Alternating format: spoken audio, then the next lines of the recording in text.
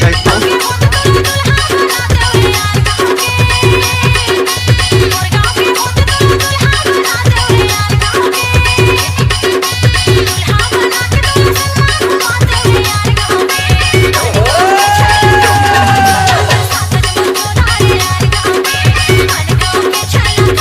DJ Omkar Masram.